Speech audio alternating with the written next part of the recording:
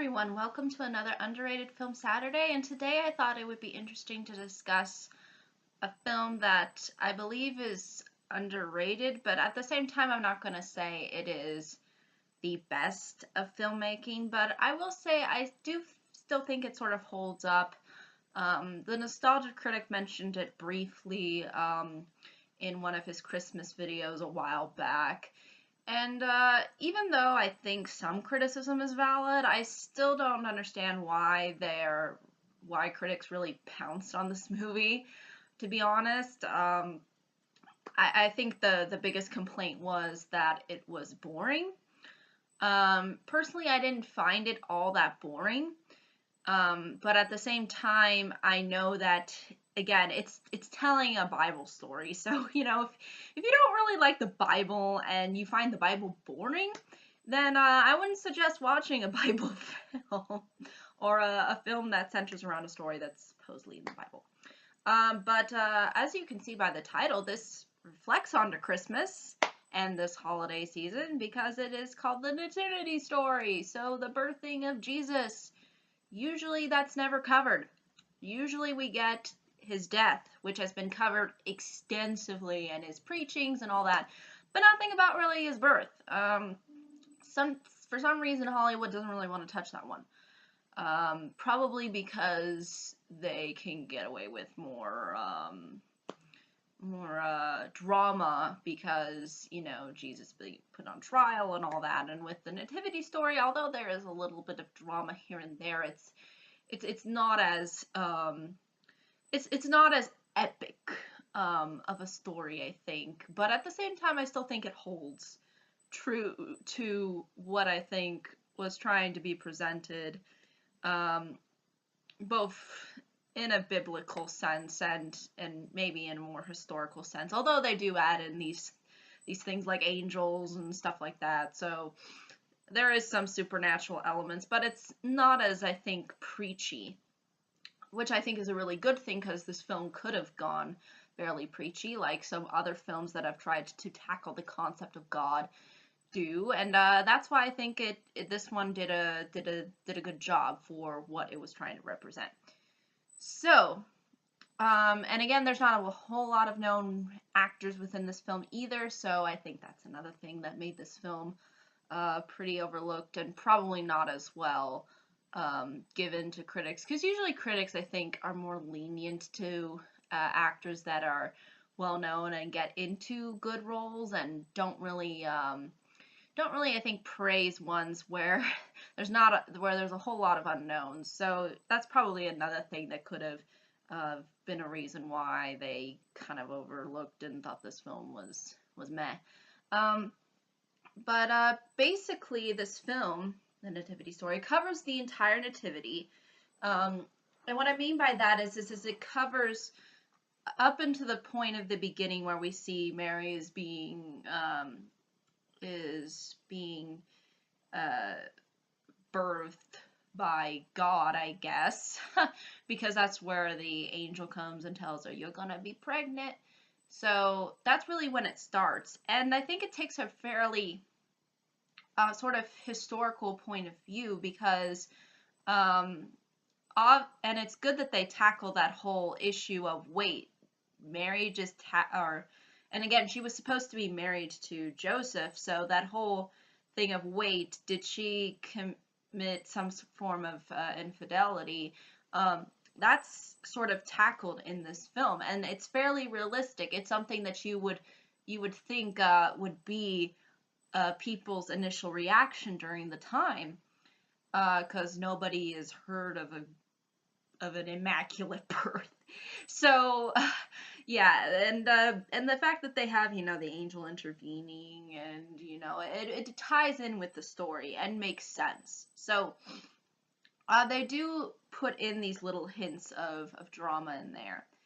Also, the acting, I think, for the most part, is well done for what material they're given. Again, there's not a whole lot of personality to the characters, but I think that sort of makes sense because, again, these people, they didn't live the most,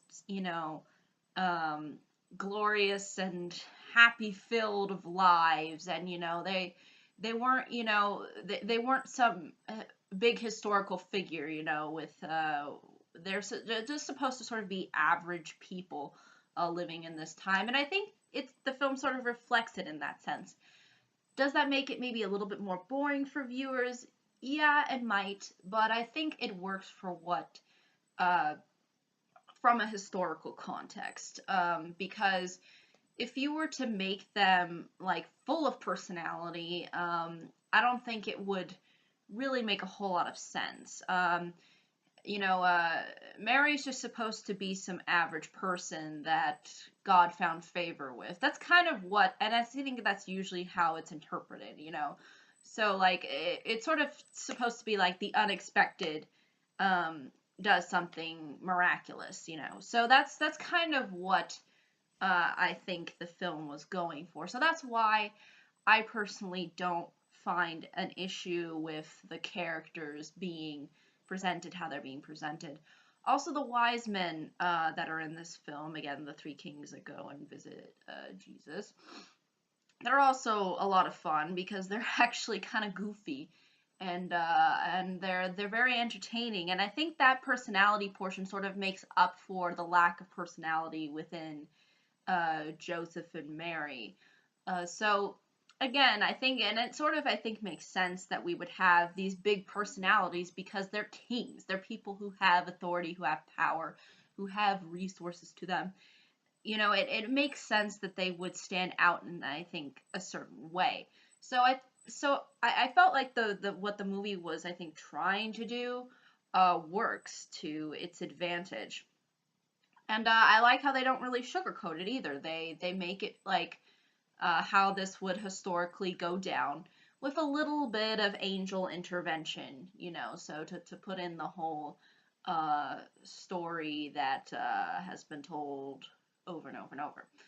So I think that's really, though, ultimately all I can really say about this film. It's if you don't mind Bible stories, like if you don't, again, like if you feel like this would be an interesting one to explore, um, I would suggest that it's worth a viewing.